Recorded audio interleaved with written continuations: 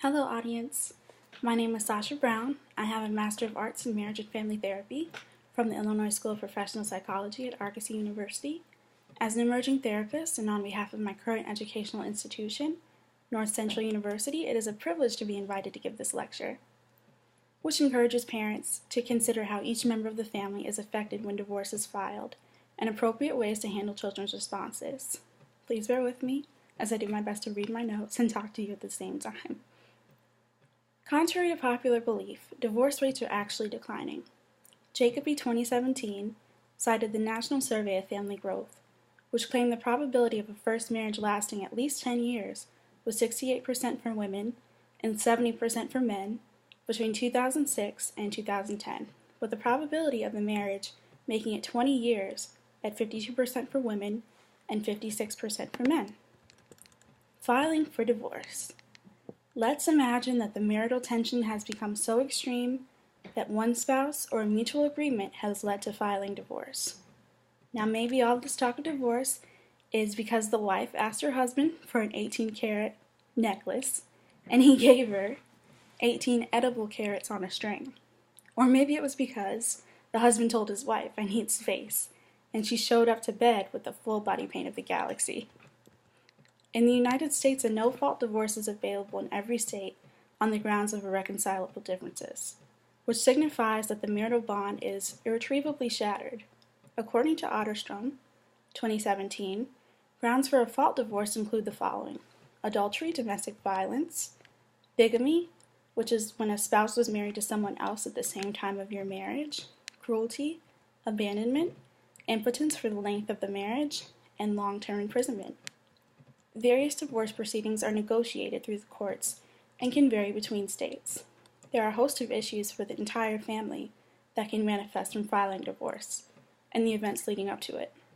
Some important considerations are the following: arguing in front of the children, the death of the relationship, forcing children to choose a preferred parent, custody battles, traumatization from a separated family, infidelity, broken trust, generalized anxiety, abusive tendencies, self-blame, and even pet distress. It is often said that pets and little children are a product of their environments, and comparable to a magnifying glass because they often are very sensitive to energy. Parents should honestly ask themselves, what have I done to make the situation better? Have I done all that I can do? A failed marriage is like pondering an algebraic equation. You look at your ex and you wonder why. Children may be heavily impacted by parental distress. It is difficult to predict what types of behaviors that family members may exhibit because people respond to stressful situations differently. Domestic violence is a prevalent issue of global proportions that can affect all members of the household, such as intimate partner violence, child abuse, and animal cruelty. An informative website for domestic violence with an escape button that will immediately switch to another site and erase the history on the computer is ncsafespace.org. Substance Abuse and Mental Health Services Administration, 2017, has provided the following details about power and control dynamics utilized with abuse. Using coercion and threats. Making or carrying out threats to do something to hurt her or threatening to leave her, to commit suicide, to report her to welfare, making her drop charges, making her do illegal things. This is possible, and we don't want to just generalize this for men. It could happen to either sex, being the victim or the abuser. Using intimidation, using emotional abuse, using isolation, minimizing, denying, and blaming, using children, using male privilege, using economic abuse, and all of this is about power and control. And with some people, the terminology is very touchy and emotional. So while one person may prefer to be known as a survivor, another person may label themselves as a victim. So that's just something to be aware of when you're working with this particular population. Parents should do their best to make sure the emotional toll of family stress is not making them or their children feel that they are in danger of harming the self or others.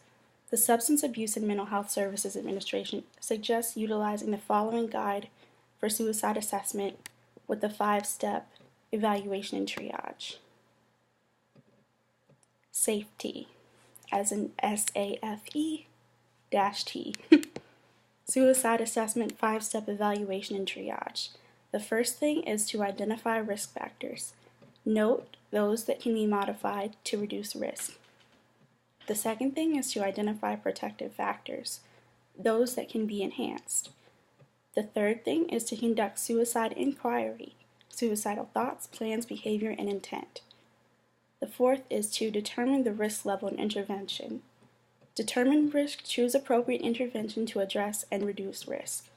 And the fifth and final thing is to document assessment of risk, rationale, intervention, and follow-up. There are many methods of evaluating depression and imminent danger, such as conversing with a therapist or other mandated reporter, answering the questions for a suicide assessment, self-reflection, parent-teacher conferences, counseling with religious officials, contacting a 24-hour hotline.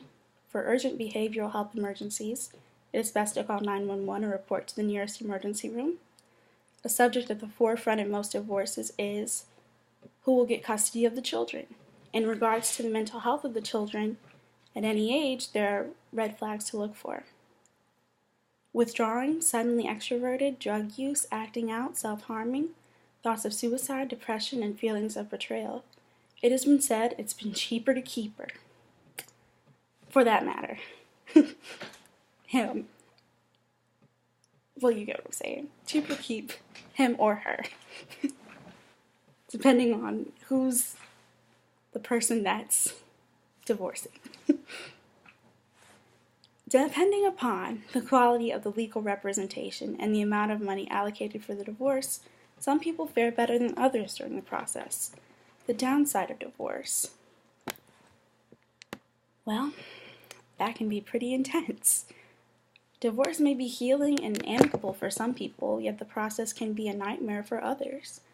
A few scenarios that can make a divorce particularly ugly are bad legal advice, refusal to compromise, a petty individual that is not accountable, an unfair judge, one individual that wishes to proceed with divorce, and people that use their children as pawns in the scheme.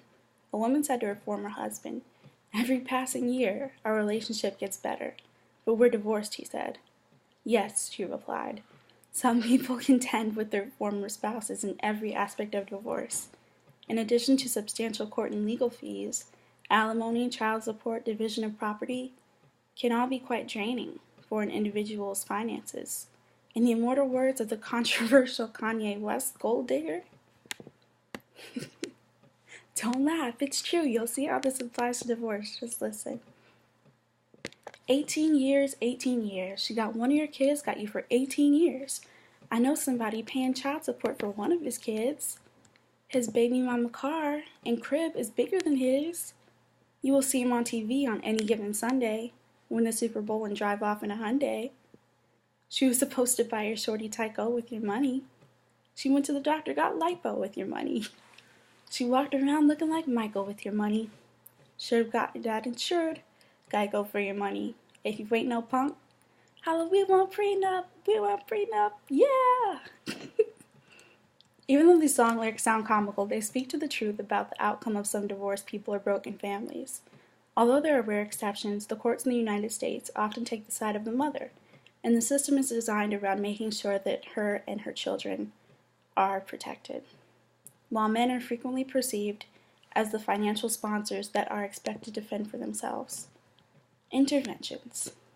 Interventions should be aimed at healing. Often the courts will insist on marital counseling before getting a divorce. It's a great idea to start voluntary counseling prior to court-mandated therapy. A family meeting can be a good way to communicate openly and respectfully to begin assessing how each member of the family is feeling about the pending divorce. This meeting can also be an inviting opportunity for parents to show their children how much they are loved. Once they are fully aware of the parents being in different residences, it is normal for children to worry about what life will be like for them after the divorce. Not everyone can effectively co-parent, which may lead to the new dynamics of a single-parent household. For children that are unable to read and write, parents may choose to exchange letters with their children. I would just like to repeat that. For children that are able to read and write, parents may choose to exchange letters with their children. A letter can bring comfort to the children and allay some fears. It is necessary to converse with children based on their level of comprehension and their intellectual capabilities and capacities. A family art project can be a fun way to gain insight about emotions because it can be easier to convey troubling thoughts through artistic mediums rather than articulating verbally. For spouses that mutually do not feel well understood, a paradoxical intervention could be insightful.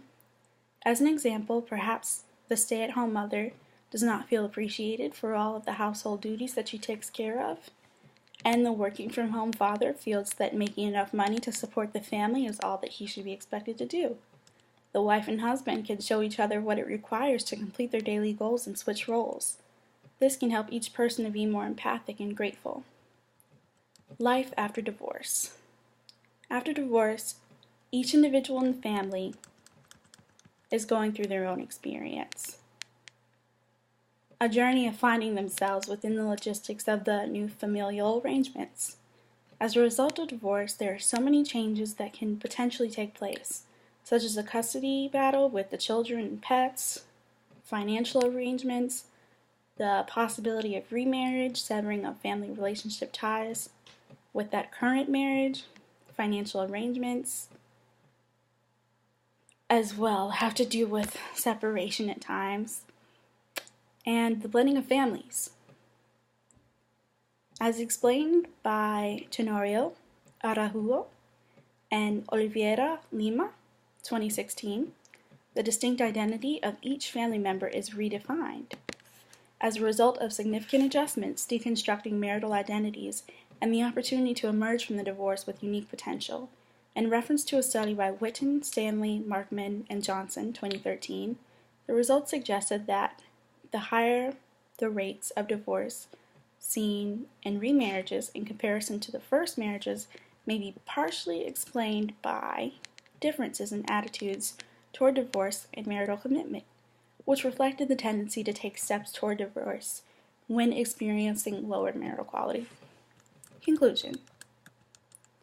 Marriage, divorce, and remarriage are not to be taken lightly, because these labels can have a profound impact on the entire family, with familial patterns that can go on for generations. Many people learn about interpersonal interactions through their families of origin. In any kind of relationship, people govern themselves based on what they have been taught, personal experiences, and interplay with the bond that the individual has with that person. When parents have a healthy marriage, it offers an opportunity to break generational curses and provide a meaningful example for their children.